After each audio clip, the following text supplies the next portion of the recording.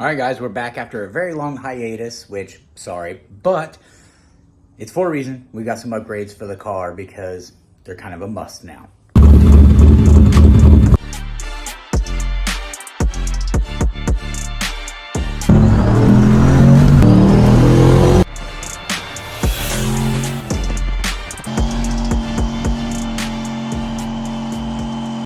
All right, so as you can see, the car is behind me on jack stands. Well, one side is.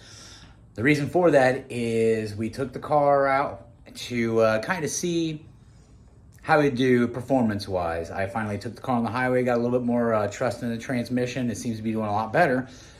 So I said, let's go hook this thing to the draggy and see what we can do with it.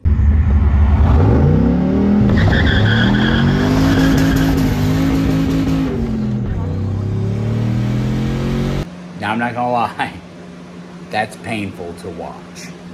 Now, I will say, the car does pick up some power. It did pick up some power. I'm only still running about 5.5 to 6 pounds of boost. And on the draggy meter, it shows I picked up at the 1,000 foot right around 6 miles per hour. So that's pretty much a mile per hour per pound of boost.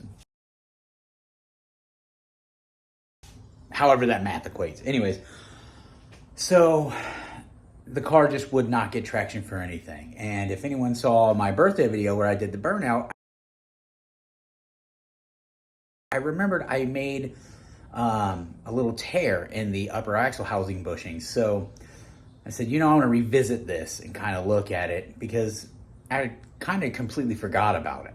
So I go out there, look at it, and on the outside they look fine, but on the inside they're literally completely ripped in half all the way back and forth. So we're going to go through and we're going to swap these things out with these UPR spherical bushings.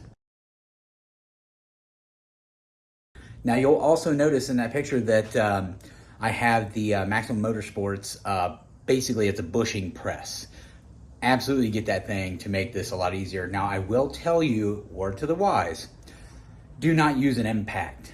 I did make that mistake, and it's a 7/16 20 thread by 5 inches long. Well, my local hardware store does not carry that, so I had to get a 6-inch long one, make some spacers, and just kind of rig a whole bunch of stuff up just to make this the correct length for the press.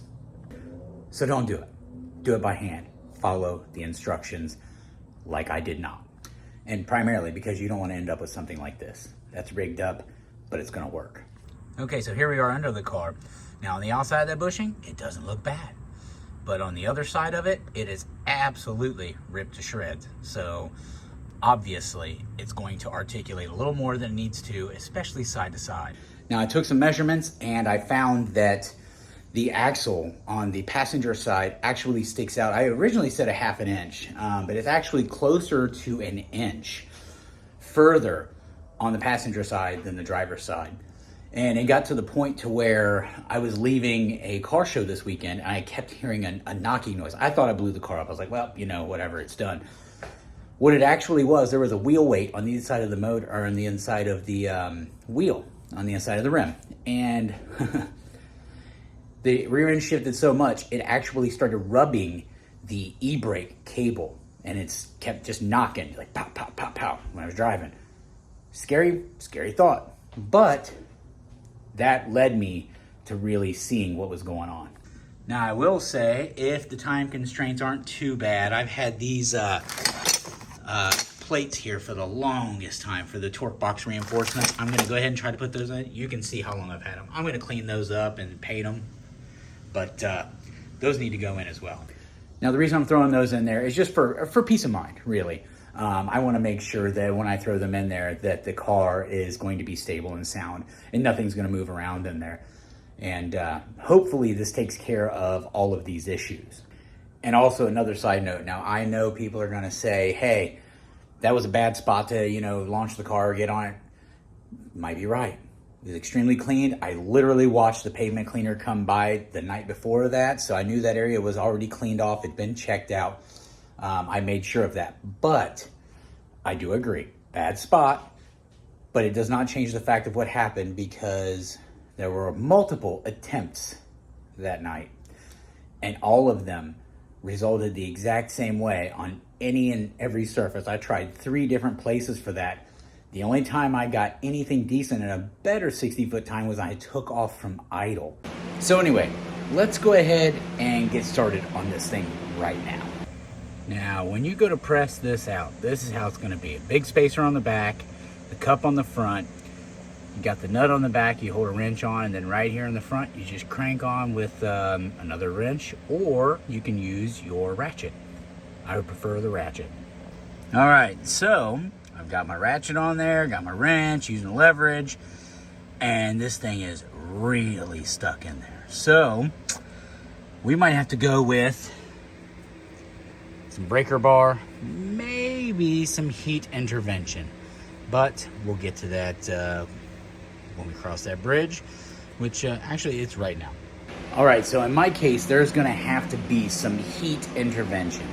Even with that press, it's almost to the point where I'm worried about with a breaker bar just snapping stuff. So I want you guys to use this as a disclaimer, because if you look real close, you're within 6 to 8 inches in all directions of fuel lines, fuel tank, everything. So if you go around and use a torch, be very aware of your surroundings, because they are very flammable and they can make you unalived, okay? Or very, very badly injured. So take caution if you have to use heat. If you can do this with the rear end out of the vehicle, that's best. But not all of us have that option, especially with it sitting right there like that. I just want you guys to know, be careful if you have to use heat. All right, so my heat intervention, as you can see, I'm only hitting one little spot here. The reason I'm doing that is I don't want to have to go all the way around, because there are fuel lines right above me. The fuel tank, fuel filter, everything. And I just want to heat everything. Yes, granted, I'm hitting the collar, but that heat will transfer. Now, I did try this a little earlier, and it did pop it. So it did make some movements. But this is the route I'm going. Now, when you're doing this, you may hear a pop. If you do, that just means that the bore is opening up a little bit, and it's going to actually work in your favor.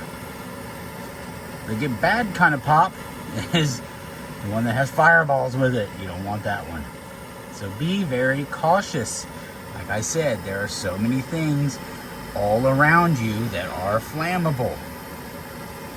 Be careful. And don't overheat this one area. Like this right here, probably a bit much already. I'm gonna go ahead and stop. Now I will say I was able to get more of the circumference of the bore with the heat. And the reason you don't want to really stick in one spot is you don't want to oval the bore. That's a big problem, and that will actually make things a lot harder for you later down the road. So try to heat things evenly around there. Even if you have to take time to hit one spot, hit another, and then hit another. Heat transfers through the material evenly, but you don't want to heat just one spot unevenly, if that makes sense to you. All right, as you can see, I've got her to move quite a bit. So now it's time to add some more shims and then get this thing the rest of the way out. So that way we can go ahead and start installing the new one. Now that is what the board will look like when everything comes out. Granted, there are a few little scratches here and there, but those will be just fine. Let's get that new bushing in there. All right, so now this is another big deal. Make sure you wipe down the inside of that bore very well. You don't want any trash or any junk in there that can cause a gouge in the aluminum. The aluminum is much softer than the steel that the axle is made of. So always remember that. Clean that bore out of there very well. Make sure it's smooth, and then proceed with the installation. All right, so we now have the spherical bushing in there. So now all it takes is installing the proper spacers and hooking everything back up. All's good to go. Put it back together the same way you took it apart. All right, now I will say, while putting this together, the control arm hole diameter was not big enough for the new bolts, the new hardware. So that's what this 1/2-inch drill bit was for. I drilled through, kind of opened up the control arm bolt hole just a little bit, and it all went together absolutely smooth. And there she is, all back together. She absolutely went together just fine.